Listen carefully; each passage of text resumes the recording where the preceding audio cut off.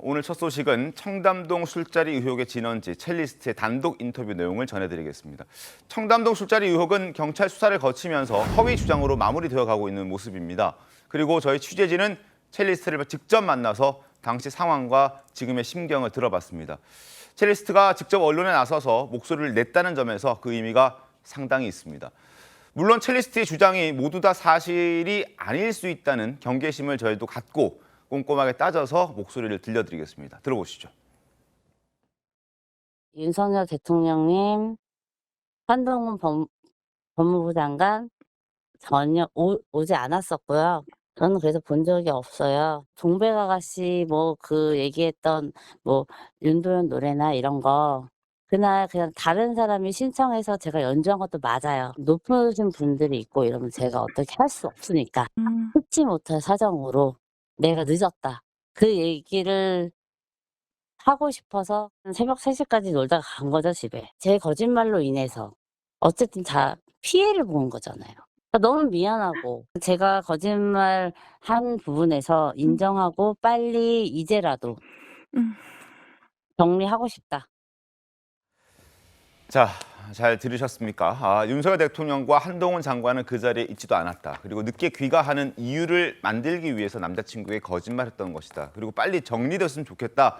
이런 얘기들을 하고 있는데 그럼에도 불구하고 이런 인터뷰나 이런 내용들이 공개가 됨에도 불구하고 더 탐사는 그럴 생각이 없는 것 같더라고요. 글쎄 더 탐사는 계속해서 진실을 추적하겠다 이렇게 네. 얘기해서 마치 진실이 따로 있는 것처럼 지금 얘기를 하고 있죠. 네. 그러나 이제 이 전체적인 의혹에서 제일 중요한 거는 첼리스트고요. 그렇죠. 물론 첼리스트 말이라고 해서 우리가 다 믿어야 된다는 건 아닙니다. 네. 그다음에 그 말을 검증해 나가는 경찰의 수사가 있을 거 아니겠습니까? 네. 근데 경찰이 저 관련돼 있는 사람들의 휴대전화 위치 기록을 확보해서 들여다봤다 이런 얘기가 언론 보도로 나온 적이 있어요. 네. 그러면 대략 한 10시쯤에 떠났다고 얘기하는데 이 첼리스트는 자정쯤에 떠났다고 또 얘기를 하거든요.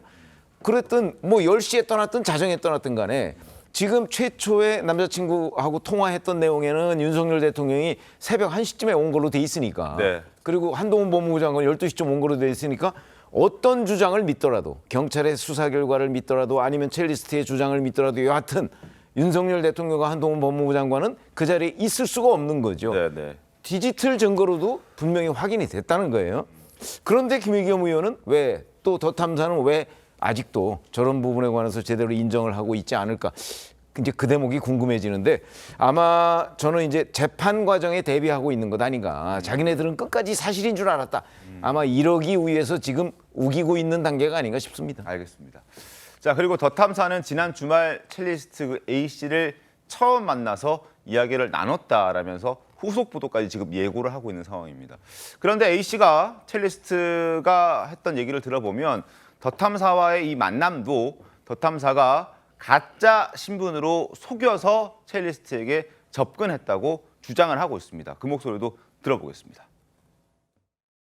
부동산에서 나왔어요, 그러더라고요. 이름도 김이라고 속였었고 나중에 알고 보니까 건이더라고요. 제가 뭔가 위험해서 무서워서 말을 못하는 것처럼 다 짜집기하고 편집하고 앞뒤가 없어요. 일단 불법 취재했고요. 예. 허위사실 유포했고 저는 그냥 진보 쪽 이 사람들을 농락하는 오히려 이용해 먹는다고 드는 거죠. 자, 첼리스트의 이러한 주장에 더 탐사는 이렇게 해명을 했습니다. 부동산 업자라고 일단 얘기하지 않았다. 첼리스트는 부동산에서 왔다라고 얘기를 했고 이름도 속였다라고 얘기하고 있지만 더 탐사는 그렇지 않다. 부동산 업자라고 얘기한 적 없고 이삿짐을 옮기는데 남자친구의 참관인으로 참석을 했다 이렇게 얘기를 합니다. 참관인이라는 주장은 어디서 나오는 겁니까? 무슨 관계인 겁니까, 남자친구? 그 남자친구 B 씨라는 사람이 네. 이 아마 더 탐사하고 협업을 한 것 같은데요. 그러니까 이제 첼리스트 A 씨에 대해서 더 탐사가 실제적인 밀착 취재를 한 적이 없잖아요. 네. 그러니까 그 기회를 만들려고 일단 이제 별거를 정리했기 때문에 짐을 빼기로 했답니다. 네. 짐을 빼기로 하면서 그럼 짐을 빼는데 서로 간에 지금 서로 상호 신뢰를 좀 다시 확인하기 위해서 공증을 해야 되니까 양쪽에서 참관인 한 명씩 보내서 짐을 빼자라고 제안을 했다는 것이고 그걸 첼리스트가 받아들였고 그 받아들인 이후에 B 씨, 남자친구인 B 씨의 참관인 자격으로 이 더 탐사 기자가 위장해서 취재를 한 거죠. 그러니까 첼리스트 입장에서는 속았다고 보는 게 분명히 맞는 것 같고요. 그러니까 더 탐사가 저런 식으로 뭐 잠입 유포를 한 건지 모르겠습니다만 네. 기본적인 언론의 정신으로서도 취재할 때 자신의 신분을 속인 거죠. 그럼 안 그리고 되죠. 그렇죠. 그리고 남자친구와의 그 협업이라고 말할 수 있겠지만 사실은 사전에 짜고 한 거 아니겠습니까?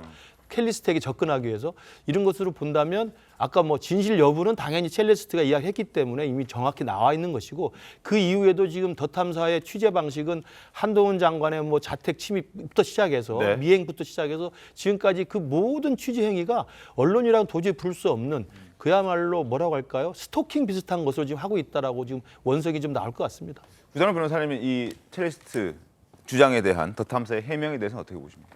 사실 뭐 상식적으로 전혀 납득할 수가 없죠. 이삿짐을 옮기는데 참관인이라는 게 도대체 무슨 말인지도 전혀 이해가 안 될 뿐만 아니라 저것도 자기들 주장에 덧붙일 만한 내용을 따내기 위해 가지고 뭐 잠입해 가지고 취재라고 보기 어려운 그 취재 윤리도 어기고서 지금 원치 않는 당사자에게 신분을 속이고서 접근을 한 것이거든요. 네. 이거는 또 그 부분에 대해서 아까 첼리스트 말에서도 앞뒤 맥락 없이 말을 따가지고서 또 보도하려고 하는 그런 시도를 한 것이다라고 했는데 음성권 침해에 대해서 위자료 손해배상 청구가 또 가능할 만한 사실관계이기도 하기 때문에 앞의 문제, 형사 문제에 대해서 자기의 죄질을 더 불량하게 하는 사유일 뿐만 아니라 추가적인 법적 문제를 발생시키고 있는 그런 사실관계다 이렇게 평가할 수 있습니다. 알겠습니다. 첼리스트 더 탐사에 대해서 법적 조치하겠다라고 예고도 했습니다. 그러나 더 탐사 측은 해명에서도 느낄 수 있듯이 보도에는 문제가 없다. 앞으로도 계속 진실을 밝혀내겠다. 이런 입장입니다. 들어보겠습니다. 과연 나는 대통령과 법무장관이라는 사람을 상대로 싸워서 이길 수 있을까? 결국 그런 두려움들을 저는 극복하지 못하고 경찰에 가서 사실은 다 이거 남자친구를 속이기 위해서 거짓말한 겁니다. 라고 진술했을 가능성도 있다. 그 의혹이 존재한다고 사실로 믿을 만한 합리적 의심이 있으면 그 보도의 진실성이 인정된다. 자, 저런 주장들을 했습니다. 저희 취재 기자와 만나서 인터뷰를 했는데 박원석 의원님 어떻게 보셨습니까?